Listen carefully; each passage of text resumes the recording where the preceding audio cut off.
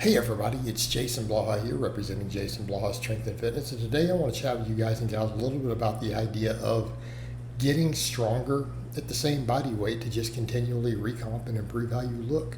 But a quick reminder, if you guys will please click like down below, be greatly appreciated. If you're not following or subscribed, please do so, and if you'd be kind enough to drop me a comment down below, I would appreciate that so much. Thank you. So let's get into it. And where I'm going to go with this is a couple things that people need to remember. Number one, evidence doesn't really show anywhere that gaining body weight, but definitely not gaining body fat, is not required to maximize muscle growth. In other words, outside of a context of someone being so absurdly lean that they can't really recomposition anymore, then in that case it's maybe true.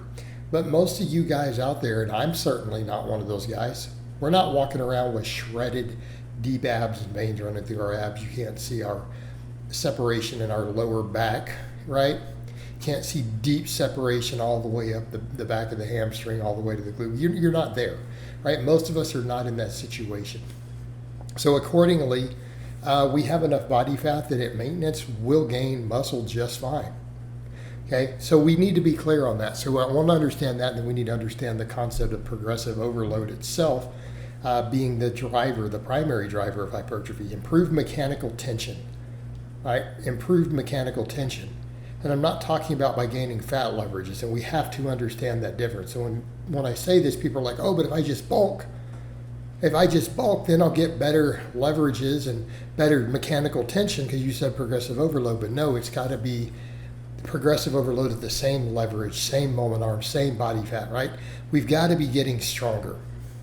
We've got to be training hard, training to failure, close to failure. It doesn't have to be to failure, it just needs to be close enough to really get a good training response. But we have to have that progressive overload present if we really want to have consistent muscle growth, if we want to have that consistently go up. And that's the point I'm making there. But let's get over to that idea, okay? If we're not gaining body fat, then we don't have to worry about that. People will say, well, how do I know if the improvement in strength is due to fat leverages, like you've said, you and Paul Carter and Minnow and all these other people, you guys have all said this stuff. How do we know? And it's like, well, if you're not gaining body fat and the scale isn't going up, or if it's going up absurdly slow, like you're gaining way less than a pound a month, okay? That's an indication you're probably not gaining significant body fat. If the scale's staying the same, or definitely the scale's going down, definitely, then you're seeing that. And so we have to understand it in that context of knowing it. But yes, we need to see progressive overload. It can be in your 1 rep maxes, your 5 rep maxes, your 10 rep maxes, your work sets, right? You want your 3x10s to turn into 3x12s. Of course, that might be the time to add some weight. Because barring isolation movements, I'm going to say on a lot of your movements, especially your big compounds, you probably don't want to go over about 10 reps. Not saying there are not exceptions, not saying you can't do some Widowmaker squats and stuff like that, fine, but that's different, isn't it? That's one all-out set, right? And that's its own beast. But, let's be realistic. What if like your 5 to 10 rep sets? Okay, you should be trying to gain reps in there then. Gain reps. Add weight as appropriate. So that's what we're usually shooting for. We need to see an improvement in performance using similar leverages, similar ranges of motion, okay? All that stuff. Similar form, similar levels of sheeting. So again, maybe your touch and go or bouncing pull-ups or chin-ups might not count as much as your ones where you come to a hang for a moment. Right? Your pause benching is probably going to, be a little more consistent than any sort of bounce. But generally speaking, yeah, we should be seeing progressive overload. And if you do that, then you're gaining muscle. And we need to be clear, right? We need to be very, very clear on that. We know that we're gaining muscle if we're seeing this happen, especially in multiple exercises, right? So what do we mean there? What if you're seeing it in your squat and your dips? Right? What if you're seeing it in your pull-ups and your deadlift And your overhead press, you're seeing a little bit of upward movement. Like when you start seeing it in more than one big exercise, that's indicative. If it's a fairly new movement, okay, fine. But what if you're rotating movements? People are like, well, I'm doing rotating overhead and incline in different situations, or dumbbells and barbells. Well, that's fine also.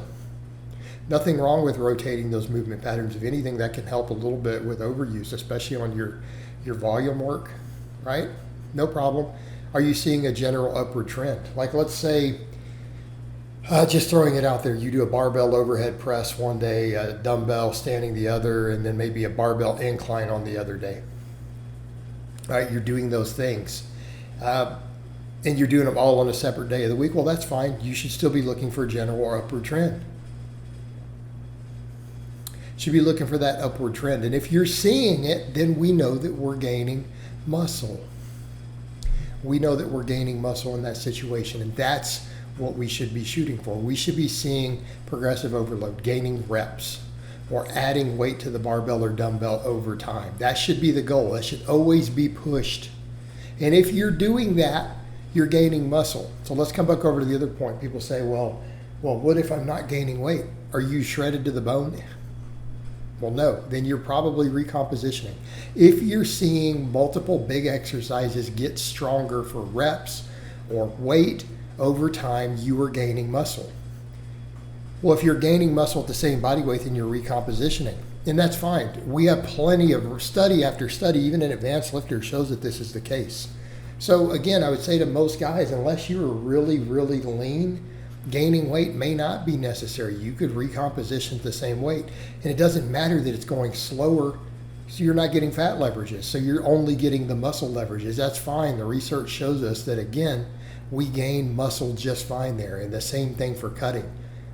How many studies have been found out there that when fat loss or weight loss is really slow, but training is dialed in, people still gain muscle all the time?